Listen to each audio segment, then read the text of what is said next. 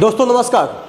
दोस्तों आज की इस वीडियो में हम बात करेंगे लाभ हानि का वैसा क्वेश्चन, प्रॉफिट एंड लॉस का वैसा क्वेश्चन जिसमें एक ही वस्तु को दो या दो से अधिक लोगों को बेचा जाता है और उस स्थिति में आपसे पूछ देता है कि उस वस्तु का विक्रय मूल्य क्या होगा, या तो उस वस्तु का लागत मूल्य क्या होगा, या उस वस्तु का लाभ क्या होगा, या उस वस्तु का हानि क्या होगा। तो वैसे प्रश्न को कैसे शॉर्ट तरीका से बनाया जाएगा, आइए आज की इस वीडियो में आपको दिखाते हैं हम। ठीक है, यहाँ पर आप देखिए, यहाँ पे हेडिंग लिख दी है और जैसा कि आप जानते हैं कि हम चक्रवृद्धि ब्याज का चैप्टर समाप्त कर दिया और उसका वीडियो यूट्यूब पर मौजूद है। जो भी विद्यार्थी उस वीडियो को नहीं देखे जाके वहां से क्लास कर सकते हैं। लेकिन आज हम बात करेंगे लाभ और हानि का, और ये टाइप का नाम है जब एक ही वस्तु को अलग अलग लोगों को बेचा जाता है। तो वैसे प्रश्न को कैसे हल किया जाएगा। ठीक है, चलिए आइए स्टार्ट करते हैं। यहाँ क्वेश्चन आपको दिख रहा होगा। क्वेश्चन लिखा है कि ए ने बी को 15% लाभ पर, ए ने बी को 15% लाभ पर एक खिलौना बेचा। क्लियर। बाद में बी ने ए को यही खिलौना 20% लाभ पर बेचा और 552 रुपये का लाभ कमाया। तो ए ने उस खिलौने के लिए वास्तव में कितना भुगतान किया, ए वास्तव में उसको कितना भुगतान किया ये पूछ रहा है ना। मतलब ए कितना में खरीदा। क्लियर। अब ध्यान दीजिएगा, सबसे पहले थोड़ा सा बेसिक कुछ समझिए। जब भी लाभ हानि चैप्टर आप सीखिएगा ना, तो उसमें क्या आपसे पूछा जा सकता है। एक तो आपसे सीपी पूछा जाता है, क्रय मूल्य बोला जाता है इसको, या तो आपसे एसपी पूछा जा सकता है विक्रय मूल्य, या तो प्रॉफिट, या तो लॉस। ये चार तो पूछा जाएगा, या तो आपसे पूछा जाएगा प्रॉफिट का प्रतिशत, लॉस का प्रतिशत, है ना। यही 6 ठो नाम में से कोई भी एक आपसे पूछ दिया जाता है ना। लेकिन इस सब का कोई ना कोई रूल के माध्यम से चलता है। क्लियर। ध्यान दीजिएगा एक बात और, कभी भी लाभ जब भी निकाला जाता है लाभ, तब विक्रय मूल्य में से सीपी को घटा दीजिएगा, विक्रय मूल्य में से सीपी को घटा दीजिएगा तो लाभ आएगा। क्लियर। ध्यान दीजिएगा, अगर आपसे लॉस पूछ देगा कि लॉस कितना रुपया का होगा, रुपया में अगर लॉस पूछ देगा तो आप विक्रय मूल्य में से क्रय मूल्य के राशि को घटा दीजिएगा। मतलब यहाँ से आप एक फार्मूला भी लिख सकते हैं, लेकिन खैर वो इतना ना प्रैक्टिस आपका हो जाएगा कि फार्मूला याद नहीं हो रहेगा तो भी ये बन जाता है। जैसे मान लीजिए यहाँ से कभी आपसे प्रॉफिट पूछ दे कि प्रॉफिट कितना होगा, तो एसपी माइनस सीपी कर दिया जाता है, एसपी माइनस सीपी। या तो लॉस कभी पूछ दिया जाता है तो एसपी माइनस लॉस जब भी पूछ देता है यहाँ पे, तो सीपी माइनस एसपी हो जाएगा यहाँ से, है ना। सीपी माइनस एसपी हो जाएगा। जैसे मान लीजिए कि 100 रुपया में आप खरीदे और आप 80 में बेच दिए, तो आपको लॉस ना होगा जी। यहाँ से घट दी गया तो आपको पता चल जाएगा 20 रुपये का लॉस हो जाएगा। क्लियर। और कभी आपसे प्रॉफिट का प्रतिशत पूछ दे कि लाभ प्रतिशत कितना होगा, नेक्स्ट वीडियो जो बताएंगे तो वहाँ पर लाभ प्रतिशत से संबंधित प्रश्न को हम लेकर आएंगे। इसलिए ये जो कॉन्सेप्ट है नेक्स्ट वीडियो के लिए काम करेगा, ध्यान दीजिएगा इसको। तो कभी प्रॉफिट प्रतिशत पूछ देना तो सीपी को नीचे रखिएगा हमेशा, और जो लाभ होगा उसको ऊपर रख दीजिएगा। जो भी लाभ आएगा, लाभ कैसे निकलेगा, एसपी में से सीपी को घटा के और 100 से गुना कर दीजिएगा, तो ये बन जाएगा प्रॉफिट का प्रतिशत। अगर आपको लॉस का प्रतिशत निकालना है तो फिर उसी तरह से सीपी को नीचे रखिएगा, लॉस को ऊपर। लॉस कैसे निकलेगा, सीपी में से एसपी घटा के और 100 से गुना कर दीजिएगा, तो यहाँ पर आ जाएगा ये प्रतिशत लॉस आ जाएगा। क्लियर। तो ध्यान दीजिएगा, जब भी प्रॉफिट पूछेगा तो एसपी माइनस सीपी को घटाइएगा तो प्रॉफिट आएगा। लेकिन जब आपको लॉस पूछ दे तो सीपी माइनस एसपी घटा दीजिएगा तो यहाँ पर लॉस आ जाएगा। अब प्रॉफिट प्रतिशत निकालना होगा तो सीपी को नीचे, प्रॉफिट को ऊपर। अब प्रतिशत बदलना है तो 100 से गुना परसेंट का साइन। लॉस प्रतिशत निकालना है तो सीपी को नीचे, लॉस को ऊपर, और प्रतिशत में बदलना है तो 100 से गुना। लेकिन एक बात ध्यान दीजिएगा, कभी भी आपसे जब प्रतिशत लाभ पूछ दे तो ध्यान दीजिएगा, जब तक एसपी और सीपी नहीं आएगा तब तक आप लाभ प्रतिशत नहीं निकाल सकते। मतलब एसपी और सीपी मोस्ट इंपॉर्टेंट है। अगर ये नहीं रहेगा तो आप ना तो लाभ प्रतिशत निकाल सकते हैं, ना ही तो लॉस का प्रतिशत निकाल सकते हैं। क्लियर।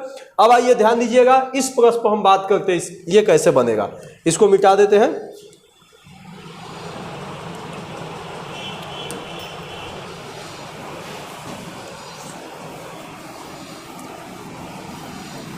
चलिए अगर कहीं कुछ धुंधला होगा तो आप कमेंट बॉक्स में लिख के बताएंगे, उसको सुधारने का प्रयास किया जाएगा।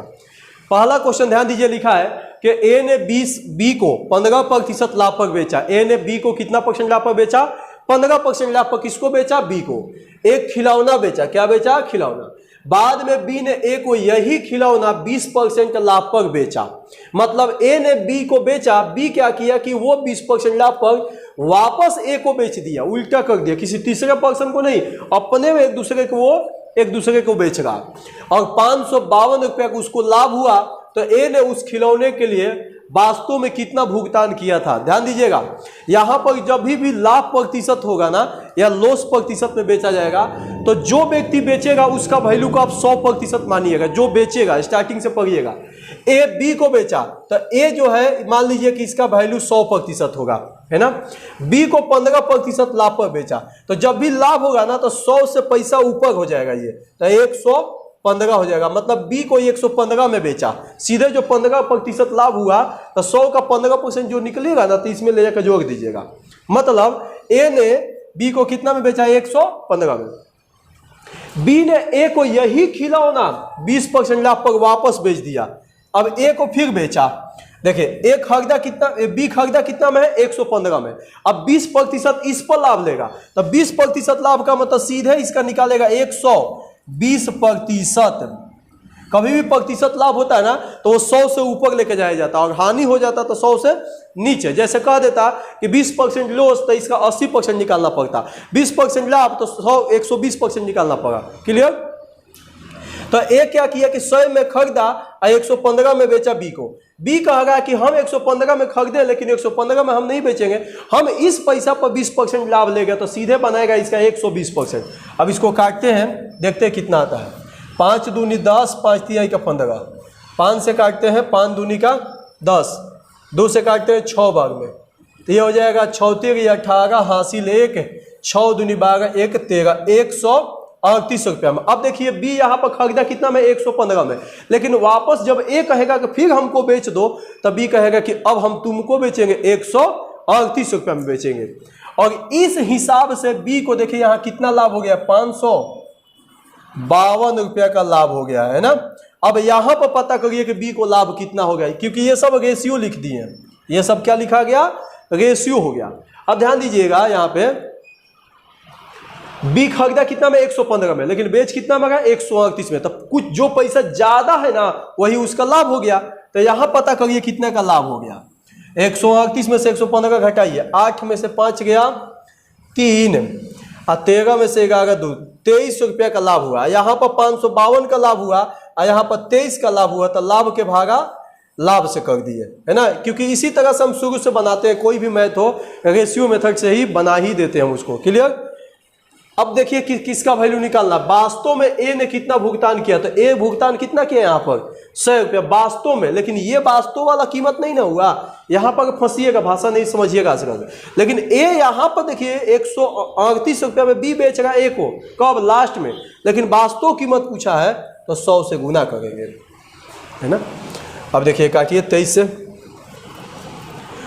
से इसको काट के देखिए, कटेगा 23 दूनी का 46, 23 दूनी का 46, अब फिर हो जाएगा 4 92, 2400, कितना हो जाएगा? 2400 रुपया। क्लियर? आगे सबको समझ में? नोट कीजिए। दूसरा क्वेश्चन देखते हैं। आइए, उसी तरह का फिर से दूसरा क्वेश्चन आ गया। यदि x किसी वस्तु को 5% लाभ पर y को बेचता है, y उसी वस्तु को 20% लाभ पर z को बेचता है, तथा z उसी वस्तु को 25% लाभ पर p को बेचता है, यदि कुल भुगतान 2520 रुपया का करता है, तो x के लिए उस वस्तु का क्रय मूल्य क्या था? x के लिए वस्तु का क्या पूछेगा? क्रय मूल्य पूछेगा, CP पूछेगा। ध्यान दीजिएगा, x एक वस्तु को कितना % लाभ पर, तो जो व्यक्ति बेचेगा उसका हमेशा 100 मानिएगा। क्लियर? तो x के लिए लिख लीजिएगा 100, रेशियो का साइन दे दीजिएगा। 5% लाभ पर बेचा y को, तो जब भी लाभ होगा तो वो 100 से ऊपर भागेगा, तो 105 लिखिएगा। अब y उसी वस्तु को किसको बेच रहा है? z को। किसको बेचा है? z को। 20% क्या? लाभ पर। तो इस 105 रुपया पर 20% लाभ का मतलब सीधे इसका 20% करना होगा। सही है। यहाँ देखिए सोना से सोना कट गया, 5 से काट देते हैं, 5 दूनी का 10, 5 इकाई 5, 5 से 5 दूनी 10, 2 से काटेंगे 6, तो ये कितना हो गया 6, 6 दूनी 12, 126 रुपया में जेड को बेच दिया कौन, वाई। क्लियर। अब देखते हैं आगे क्या है। जेड उसी वस्तु को 25% लाभ पर पी को बेच दिया। अब जेड कहता है कि हम बेचेंगे किसको, पी को। अब देखिए जेड खरीदा कितना में, 126 में। अब 25% लाभ का मतलब सीधे इसका 125%, 125%, और जितना आएगा उतना में वो बेच दिया, प्रतिशत हटेगा तो 100, 25 5 125, 25 चौके 100, 4 से न कटेगा तो हो जाएगा ये 6, ये हो जाएगा 3, ये हो जाएगा 2, तो बन गया 63 गुना 5 बटा में 2। चलिए आगे बढ़ते हैं। अब देखिए पी को कहेगा कि 2520 रुपया भुगतान करता है ना। यहाँ पर ध्यान दीजिएगा इस लाइन में पी कितना भुगतान करेगा, इतना भुगतान करेगा, क्योंकि जेड पी को तो बेचा है ना, तब जितना में वो बेचा उतना में वो खरीदा, तब पी को भुगतान किया, पी ने भुगतान किया 23 गुना 5 बटा में 2, बटा में 2। वहाँ पर काटेंगे तो समय लगेगा, इससे अच्छा कि यहीं पर हम लेके आए। तो ये भी पी का पेमेंट है और ये भी पी का पेमेंट है। क्लियर। तो पी का भागा पी से। एक्स के लिए उस वस्तु का क्रय मूल्य क्या होगा, तो एक्स के लिए, तो एक्स यहाँ पर रखा हुआ है, 100 से गुना कर देते हैं, काट के देखते हैं। 7 से काटते हैं, 7 का 21, 4 आया, 7 का 42, 3600 है ना। और 7 से भी काटते हैं, 7 9 63, ये हो गया 9 चौके 36 40। अब 5 से काटते हैं, 5 8 40, और 2 ऊपर चल जाएगा तो 16 हो जाएगा ना जी। तो 16 गुना 100 मतलब हो जाएगा 1600। आंसर बन जाएगा ऑप्शन नंबर ए सही होगा। क्लियर। चलिए नेक्स्ट क्वेश्चन यहाँ पे है, उसी तरह का क्वेश्चन है। ए ने एक वस्तु को 400 रुपया में खरीदा। ए ने एक वस्तु कितना में खरीदा, 400 में। वह उसे बी को 20% लाभ पर बेचता है। कितना परसेंट लाभ पर, बी को बेचता है 20% लाभ पर बेचता है। बी उस वस्तु को सी को बेच देता है 10% लाभ पर। सी ने बी को कितने रुपये चुकाए, सी ने बी को पूछ रहा। अच्छा ठीक है, चलिए ध्यान दीजिएगा। ए ने 400 रुपये में खरीद लिया। कितना में खरीदा, ए ने। पहले ही ए का पेमेंट आपको यहां पर दे दिया गया। वह उसे बी को 20% लाभ पर बेचता है। कौन, ए बेचता है, तो ए का पेमेंट लिखिएगा 100, रेशियो का साइन दे दीजिएगा। बी को बोला 20% लाभ, तो 100 से ऊपर लेके जाइएगा, 120। क्लियर। बी कहता है कब हम सी को बेचेंगे 10% लाभ पर, तो सी 10%, तो इसी पर 10% लाभ लेगा, तो सीधे बना देगा इसका 110%। कट गया ये इसके साथ, 1 सोना से 1 सोना है ना, और 1 सोना ये से कट गया पूरा। ये 11 12 132, मतलब सी को बेचा 132 रुपया में। अब देखिए ए कितना में खरीदा है, 400। रेशियो में ए कितना में खरीदा है, 100 में, तो ए का भागा ए से कर दीजिएगा। क्लियर। अब यहां पर पूछ रहा है कि सी ने बी को कितना चुकाया, तो सी कितना चुकाया, 132 रुपया, क्योंकि बी जितना में बेचेगा सी उतना ही ना चुकाएगा, तो 132 से यहां पर गुना कर देंगे तो आंसर सामने प्रकट हो जाएगा, है ना। 4 दूनी का 8 और 13 चौके 52, 558, 13 चौक सॉरी 52 ना, 528। कितना हो गया, 528। क्लियर। आगे सबको समझ में। तो यहाँ पर प्रश्न ऐसा देख रहे हैं हम लोग कि एक ही व्यक्ति 2-3 लोग को बेच रहा है, तो कैसे वो बन रहा है यहाँ पर। क्लियर। नेक्स्ट आ जाइए, चौथा क्वेश्चन। एक व्यक्ति ने एक वस्तु को 1975 रुपया में खरीदा। ध्यान दीजिएगा, पहले ही इसका खरीदने वाला पेमेंट दे दिया। खरीदने वाला पेमेंट का मतलब वो सीपी हो जाता है, कॉस्ट प्राइस, लागत मूल्य।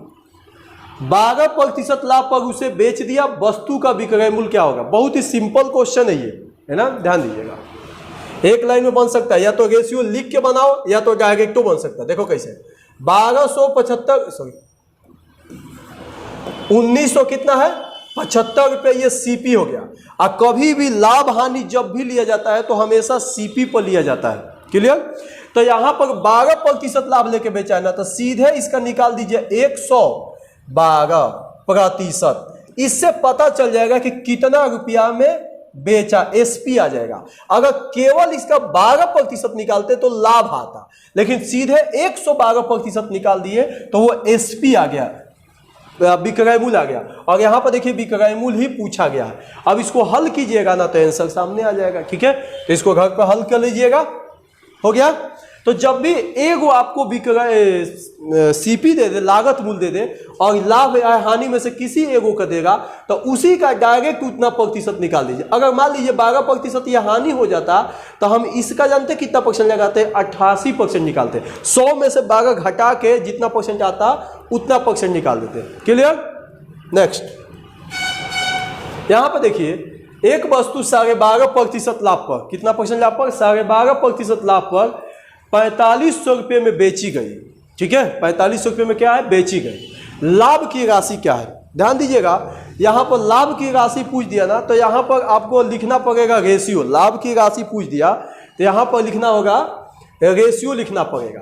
क्योंकि अगर डायरेक्ट विक्रय मूल्य पूछ देता, अगर क्रय मूल्य देकर और लाभ या हानि में से किसी एगो को दिया होता, अगर विक्रय मूल्य पूछ देता तो डायरेक्ट क्रय मूल्य का हम उतना प्रतिशत निकाल देते तो विक्रय मूल्य आ जाता। लेकिन लाभ जब भी पूछेगा तो थोड़ा सावधानी कर बरतना है। यहाँ पर 12.5% ये लाभ दिया है ना, तो लिखिएगा कि सीपी का वैल्यू 100, एक रेशियो लिख दीजिएगा।